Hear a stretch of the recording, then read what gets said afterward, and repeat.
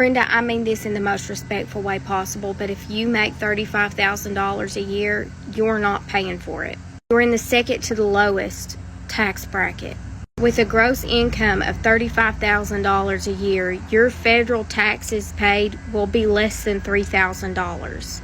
And in the state of Kentucky, $35,000 is not even considered middle class. When my first daughter was born, we made less than $35,000 a year. And we struggled, so I know it's hard.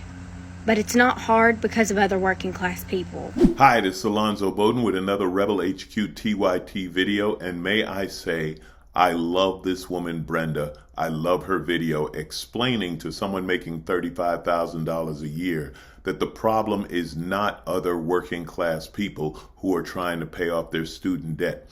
She broke it down respectfully. She broke it down numerically. She broke it down socially. I just love this video, especially the line where she explained that the problem is not the other working class people. No, that is not the problem. The problem, as she explained, is banks ripping people off with these student loans, putting them in unending debt.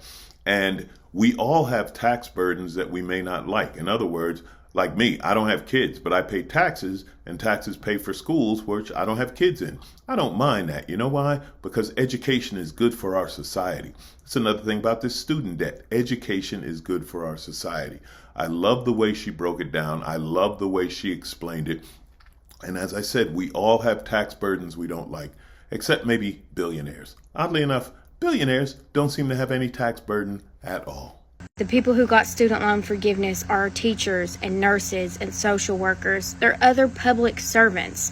They're other working class people who, like you, are paying the price when it comes to inflation. And a lot of them are paying on their loans. Some people have been paying on their loans for 10 years and they still owe the same amount that they borrowed 10 years ago because these banks are not regulated. So she gave the numbers. You might be paying $1,000 a month on a $100,000 debt and in 10 years not have paid down any of the principal because the bank keeps burying you in fees and interest. Yeah, that's what they do because all those banking regulations that were passed in '08 have since been removed. You also are renting, you can't afford to buy a house, you may or may not be able to afford to have kids, etc., etc. But the number she gave that was really interesting to all those people like, I paid for my college, pull yourself up by your bootstraps. Since 1980, which by the way is when I would have been in college had I gone, since 1980 to today, tuition has gone up 1,200%. Now, she said median wages have gone up 9%. I looked, the most generous I found is median wages going up 12%. But you know whose wages really went up since 1980? Well, since 1978? CEOs. The lowest estimate I found is CEO pay has gone up 970% since 1978. That's the lowest. The highest was 1,200%, which would match the tuition increase. So if you took out a student loan and went to school, I hope you studied business management so you can be a heartless, greedy CEO who won't have student debt. And here's some more facts for you. Since 1980, college tuition has gone up 1,200%. Meanwhile, median wages have gone up less than 9%. The vast majority of people with student loans are millennials. Millennials are not teenagers. They're 25 to 40 years old.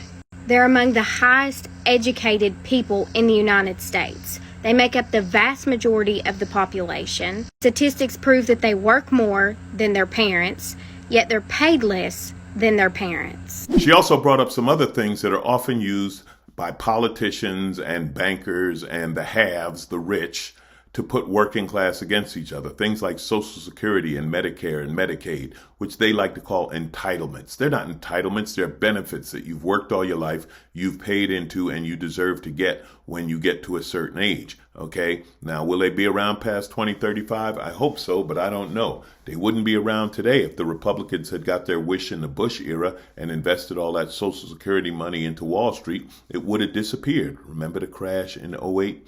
Listen.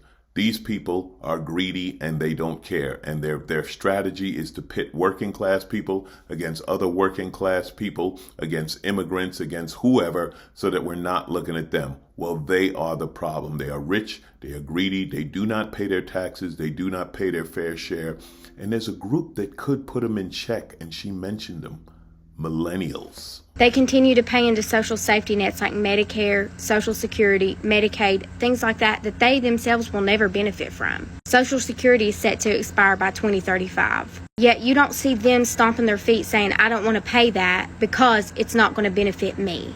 They don't have kids because they can't afford them. Therefore, they're not benefiting from those tax breaks that people with children benefit from. That's right, millennials. It's on you. You are the largest group of working people in America. You are the largest group of taxpayers in America. It's time for you to take over the government of America. From city councils to school boards to Congress to the Senate, it's time for you to vote for people who live with your problems and understand your problems. No more of this talk of the good old days and I paid off my student loan. Yeah, when school costs $500, Mitch McConnell, shut your ass up. The millennials have to step up and take care of their own. We have new problems, they have new problems, and they deserve to solve them, okay? Whether it be housing, student debt, health care, women's rights to abortion, whatever it may be. Millennials, it's on you. Step up, vote for your own, take care of government. Maybe vote for somebody who's less than 80 years old. Perhaps that would be a good start. How about voting for somebody less than 60 years old and scaring the hell out of everybody? Good luck, millennials. This woman broke it down perfectly. Don't believe that this student loan forgiveness is hurting you. It's not hurting you. It's making us a better country. A more intelligent country is a better country. Let's vote for fairness and let's get more millennials in charge.